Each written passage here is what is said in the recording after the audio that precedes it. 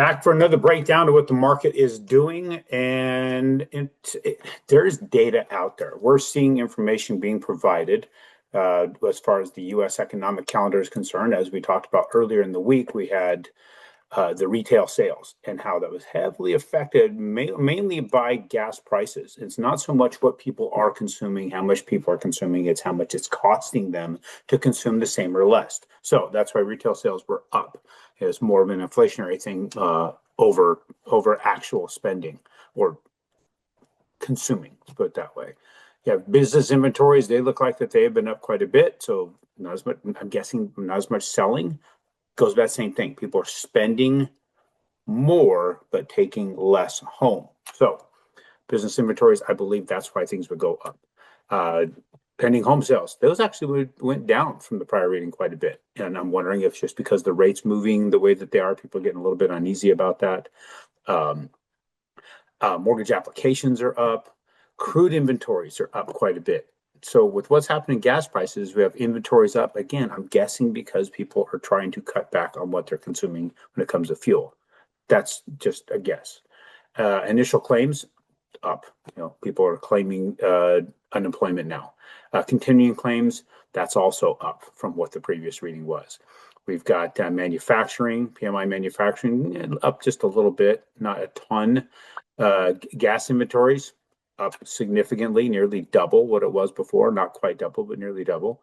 And consumer sentiment is, it says that it's up from 47.6 to 49.8. Again, I don't know where they're surveying these people. I don't know of any consumers feeling that they're better off. Well, what we have here, of course, is still, even all that information coming out, it's all about the Strait of Hormuz, what's happening in Iran.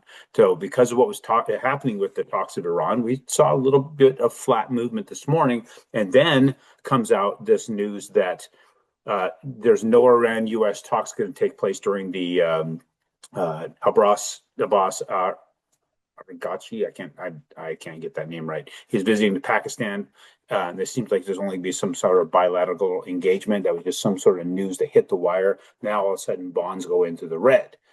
So that situation caused that to move. But then you also have a new, just very, very recent news drop that said that Powell is, the Department of Justice probe into Powell is going to possibly be dropped. So several things going on in the market that's making the bonds kind of whipsaw this morning. I'm going to show you exactly what they're doing.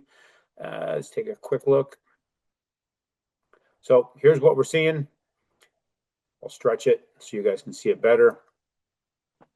We have found, I believe, here's our interim ceiling, which is the center of that value where they announce quantitative easing, where they finished the first day's trading of announcing quantitative easing. We're staying right in the middle. I put this right in the middle to see what that was going to look like. Seems like we're going to stay in the bottom half of it.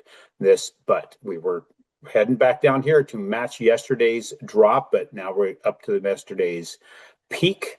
So, or at least interesting, the wick hit the trend lines. Now we've got it flattening out just under where it opened. So this is going to be our trade area, I believe, for the coming future until something moves it. And I think they're going to have to actually get that ceasefire in place, get the Strait completely open, everybody pull back out before we start seeing any positive movement again, real convincing positive movement, go back to the top. So right now I'm thinking we're sideways for a bit, and it's all going to be dictated by what happens overseas and in the Strait of Hormuz. Thank you guys, and I'll talk to you on Tuesday.